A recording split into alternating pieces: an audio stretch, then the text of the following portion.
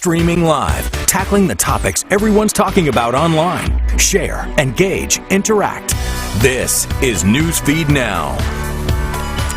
Good Wednesday. Welcome to Newsfeed Now. I'm Suzanne Bruner in for Aaron Nolan today. We have got some fun stories to get to. More importantly, I do want to warn just about our entire viewer audience. There is severe weather in the south today, so make sure you follow your local meteorologist on social media and to stay tuned to this website for more information. And let's be honest, it could be life-saving information for you and your family. So let's get to our first story for the day and for the third time. A song is making its way onto our show. Last month, we told you about Lil Nas X and Billy Ray Cyrus's song, Old Town Road.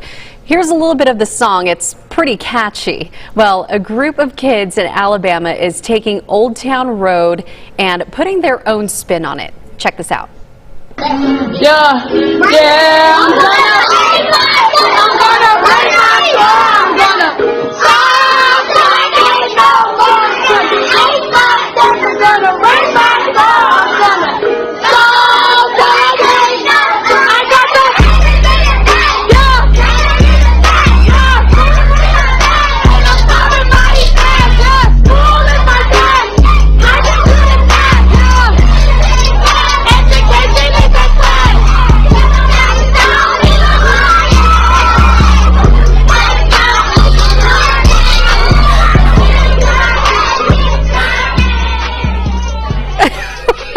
If that doesn't make you smile today, I don't know what is going to. We're going to bring in Jordan Highsmith from Birmingham. Hey, Jordan, that video is amazing. Oh, my goodness. I'm so glad you put the subtitles because I couldn't even understand what they were saying. They were so excited. How did you find out about these kids?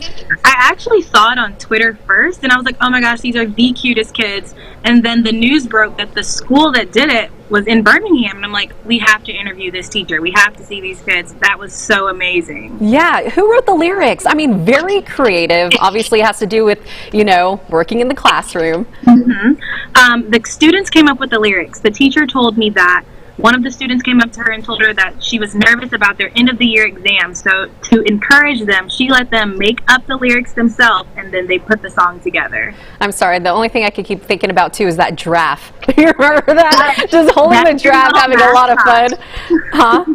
That's their little mascot. When they start singing, they're like, bring him in. So has it been shared all across social media? Yes, it's been shared all over social media, so much that the artist, Lil Nas X, retweeted them. Oh, wow. What did the kids say about that? They are so excited. They're like, I'm famous now. My parents know. Well, they Everybody knows. They are very happy about it. Oh, that's great. So what's next for them? Are they going to make a new song, or is this encouraging them to learn more in the classroom too? I think it's really encouraged them to learn more and do better because they see the reaction they get from everyone.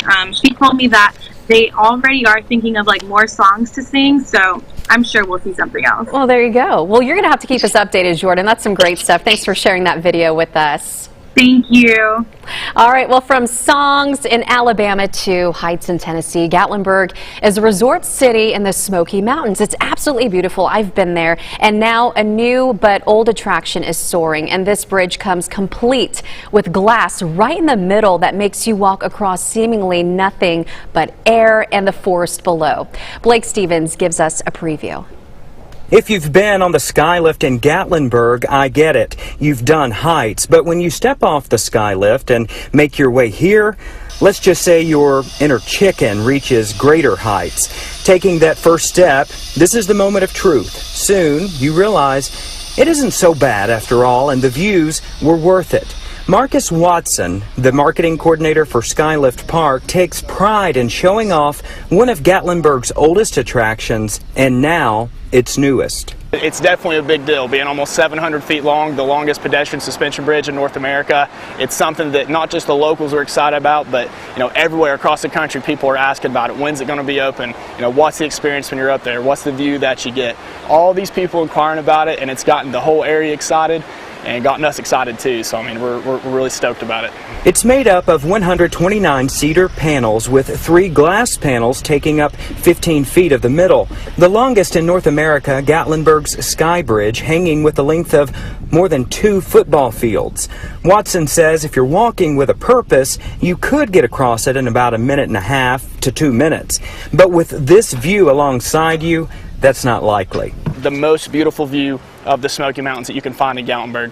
You can see the 3 highest peaks from the bridge that's in the Smokies, which is Kleeman's Dome, Mount Guyot, and Mount LeConte. So the entire time that you're up there, there's a beautiful panoramic view, expansive view of the Smoky Mountains, and that kind of tops off the entire experience when you're up there. So while he's thrilled the bridge is getting national attention, he says he's even more excited to see a spotlight shine on Gatlinburg and the Smoky Mountains. What's so cool about this job is in the mornings when you ride up and you step on that bridge and you look out this view, it never gets old. And I can say that I believe we live in one of the most beautiful parts of the country, and that's something that these guests are going to see whenever they come up and step on that bridge. So while the record-setting bridge is just holding me and Watson today, it's sure to pack hundreds around the country. So what's the weight limit? If you had 500 people on this bridge and each person weighed 400 pounds, it would still be under the maximum weight capacity. So in other words, you're safe and secure. I sure hope so. Right now we'd like to bring in Bree from Nashville, Tennessee. Hey, Bree. Hello, Suzanne. Okay, that view is incredible. I mean, what an experience. If you have ever been to Gatlinburg or the Smoky Mountains, you know how incredible the views are. So I can't even imagine, like, this must take it to the next level. I can't wait to get there. Oh, for sure. I've been out there and it is gorgeous, but to be able to go across a bridge like this, I mean, what an experience. I have to admit, when I saw the video of the glass, I don't know if I can even step over that at all. That was a little eerie, a little too close for comfort. Yeah, and you're 140 feet up high at that point. So pretty incredible. I mean, not incredible, I guess, if you're someone who's scared of heights. That would be a shocking experience. But yeah, you can see down at the bottom of the bridge. And what's cool, too, is in the fall time, all of the trees turn totally different colors out there. So, I mean, you can, like, see what they look like down below, just, you know, panoramic views. Wow, that's gorgeous. Okay, so anybody can go up there. I mean, do you need tickets, or is it just you just go and walk across the bridge? How does that work? Yeah, okay, so it officially opens on May 17th, so that's not this Friday, but the next one after that. You can buy tickets. I checked it out ahead of time. Kids 3 and under, I think, are free. Okay, definitely hold on tight to your kids. Scary. And then I think tickets are around $20. So I feel like this is going to be really popular in the fall, in the summertime, and like right when it's open. So probably a good idea to get tickets ahead of time. Oh, for sure. I can imagine people are going to get those tickets ASAP and head out there. And the perfect time to open this up, especially with the summertime here and everybody's looking for something fun to do. But that definitely, in my opinion, I think it's going to really just give, you know, people in town and even outside all across the country something new to look forward to out there. You know what, Suzanne, it really officially puts Gatlinburg on the map, you know, literally. And this is the longest pedestrian bridge in the United States. So very cool for Gatlinburg. Yeah, very, very. Thank you so much for sharing that with us. And definitely have to make a trip out there. That is amazing stuff. Thanks so much. Me too. You bet. All right, well, the recent passing of legendary filmmaker John Singleton is shedding new light on the dire issue of stroke prevention and awareness. May is actually Stroke Awareness Month. Every 40 minutes, someone in the U.S. has a stroke. Every 4 minutes, someone dies from a stroke. The country's highest death rates from stroke are in the southeastern United States, and younger people are becoming more at risk. Tish Clark reports. Stroke is no longer considered a disease of older people. Andrei Alexandrov is a doctor at Methodist University Hospital in Midtown Memphis. MUH specializes in stroke treatment. Stroke is the 5th leading cause of death So it's a significant event and the leading cause of permanent disability in adults. Doctors say preventing a stroke is easier than treating one. Keeping your blood pressure, blood sugar, and weight under control are key in preventing a stroke. Doctors also say not smoking cigarettes or using illegal drugs also helps. Symptoms of a stroke should be recognized quickly. If left untreated, a stroke can lead to disabilities. A weakness on one side of the body, including face and arm, speech problems, person is unable to communicate clearly. Once someone has a stroke, they typically have 1 hour to get treatment. Doctors say it's important that everyone takes care of themselves. Everyone is twice likely to have a stroke in their lifetime. Yeah, really super important to get that information out all throughout May and throughout the year. I know May is Stroke Awareness Month, but right now we'd like to bring in Tish from Memphis. Tish, good to see you. From my understanding, this is something that hits close to home for you. Yeah, Susanna, it certainly does. Good to see you too, by the way, this morning. And it does. My mom died a month ago today, actually, and she'd had several health problems. She was a 2-time breast cancer survivor, but complications and health problems from strokes, several strokes, multiple strokes over the last few years eventually took her life. So, you know, if we can help one person with the information, getting that information out there about what you need to do, what you need to look out for, we save one person, it's completely worth it, Suzanne. Tish, I'm so sorry to hear about your mother. My heart breaks for you, and so many people appreciate the information that you're bringing to us right now. Very important information. You know, as a matter of fact, I recently did a story on stroke awareness last week. The signs and symptoms, many people are familiar with the acronym FAST, which stands for face, arm, speech, and time. But now doctors, you know, they told me they want to add a B and an E, which means balance, an eye, like if you can't see out of one eye or one half of both eyes. They say this can actually help save more lives too if people know the acronym B FAST. Yes, Susan, that's such a great point to bring up, because they do want to add that B and that E to that. So there are so many things to look for. You know, paralysis on one side. Sometimes it's temporary, sometimes it's permanent. But if you look at it this way, this kind of hits home for probably everybody watching this. Every 40 minutes, someone in the United States has a stroke. Okay, so every 4 minutes, someone dies from stroke, and you have about an hour once you have a stroke to get help, or you face permanent disability. So Time it's is of super the essence. important. Yeah, absolutely. I mean, go ahead. I was going to say, you know, we hear it all the time. People say, listen to your body. Sometimes, and I'm at fault for it sometimes. I think something's wrong. I'm like, oh, you know, I'll be okay. But really, if you feel like something's wrong, go see a doctor about it. I mean, you can't go wrong doing that way. At least you'll know. You know, stroke is the 5th leading cause of death in the United States. So that's pretty high. That's a pretty high number.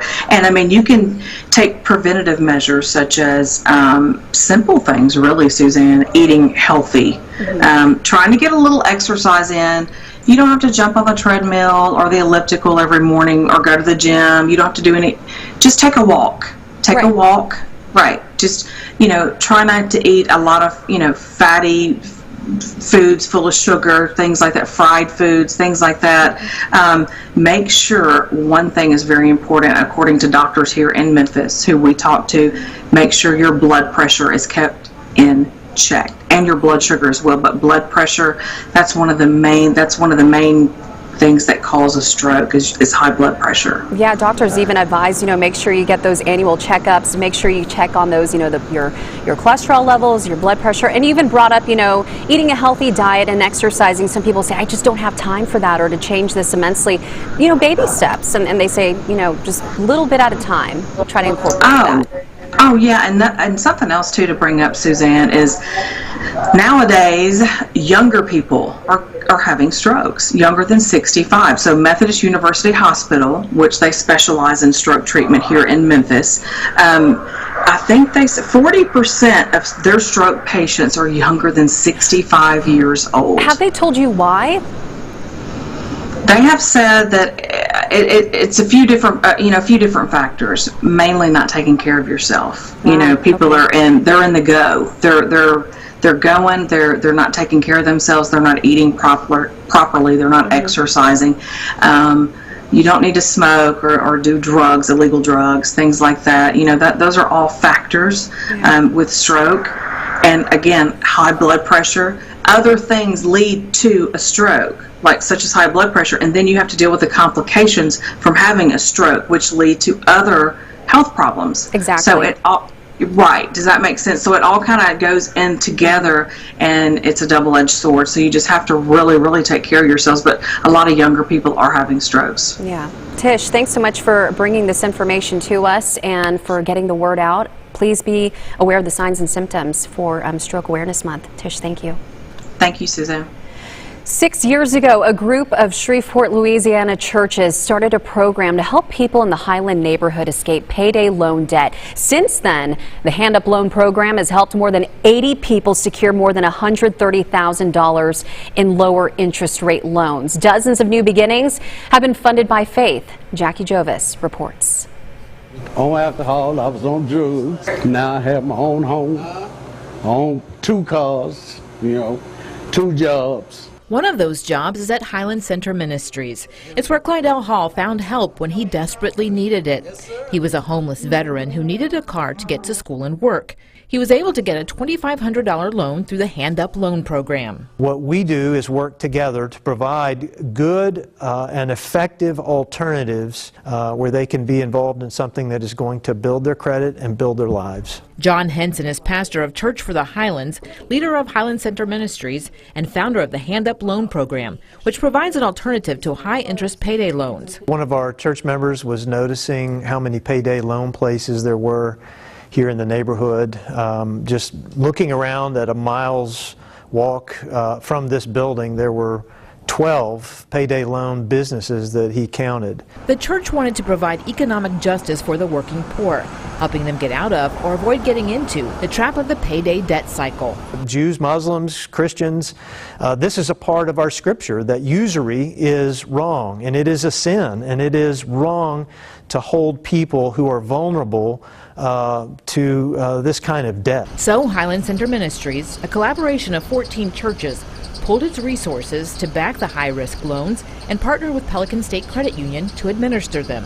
This was something they had never done, something we had never done. People borrow money at a fixed rate less than 10%, have access to a low-fee ATM, go through credit counseling, and make a budget to repay the loan. Money that comes in from them repaying it goes back into the pot to help other people who are in need. People like Debbie Posey. I needed a new mattress because the springs were coming through, and my mother was coming to visit. I couldn't have her sleeping on that mattress. Posey says she doesn't make much money working for a nonprofit and hadn't used credit for more than 20 years, so she had no recent credit history. Unfortunately, my only other option would have been at a payday loan place or another high-interest place to do it because no one else would touch it. Posey says she was able to get a loan for the mattress and later another loan to purchase a car. I paid both of those loans off, no problem. And when earlier this year I needed to borrow some more money, I was able to do it on my own because I had built up a good enough credit score where I could do that. For so many who have received a hand up, it's been life-changing. All I can say is thank God. Wow. I'd like to bring in Jackie now from Shreveport. Jackie, thanks so much for joining us on Newsfeed Now. What an incredible story. I mean, some people are just looking for that second chance, or a hand up. But how much has this meant to folks you've talked to? I'm sorry? How much has this meant to folks that you talk to? It's been life-changing for them because so many things that we take for granted, like the woman was going to buy a mattress. So we may put it on a low-interest credit card, we may go to our savings. She had nothing to go to. So it's really important that they have something like this because that payday loan debt cycle can be just awful. The pastor was saying that they may not have enough money to pay the first one, so there's huge interest rates, and then they have to take out another payday loan, so they just get in this terrible cycle, and this is a great way to prevent that. Yeah, for sure. When did they decide to come together and do something like this? How did this idea come up? It was in July of 2013. One of the members of the church was just taking a walk around the church and realized there were 12 payday loan centers in that area. And on our website, architectshomepage.com, there's an interactive map where you can see just how many payday loan centers are in low-income areas. And so they wanted to do something about it. And this church is just absolutely amazing. They do God's work, certainly in the community. They talk about economic justice. The pastor was saying that of course, we hear of food deserts, but there are banking deserts in low-income areas. And so people prey on people who don't have a lot of money. And they started with $10,000 to back these loans and worked with Pelican State Credit Union. And it had never been done before. So they had to come up with a product where you could give a loan for maybe $250. Yeah, it seems like they've been seeing some great successes here. I think we said, 80 people they've helped out so far. Clydell said he was on drugs, on alcohol. Now he owns his own home, 2 cars, and he has 2 jobs. I mean, this is really helping them move forward. Where do they see this program going? They want to help as many people as they can, and it keeps growing because as people repay their loans, there's a 10% interest rate, but that goes back into the pot to help other people who are in need. So they're going to continue it as long as they can. There are 14 churches who have pooled their resources. It started with 1 church, and now there are 14 of them doing this, and it is helping so many people. The pastor also told me about a woman who was addicted to meth and had problems with her teeth, and so they gave her a loan to get new teeth as she was going through a rehab program and getting a new start too. He said she was really young, and just to see the smile on her face when she looked better for her new beginning is wonderful. Wow. Wonderful story out there. Thank you so much for joining us, Jackie. Thank you. All right. Well, thanks so much for watching Newsfeed Now. Have a great day. Yeah.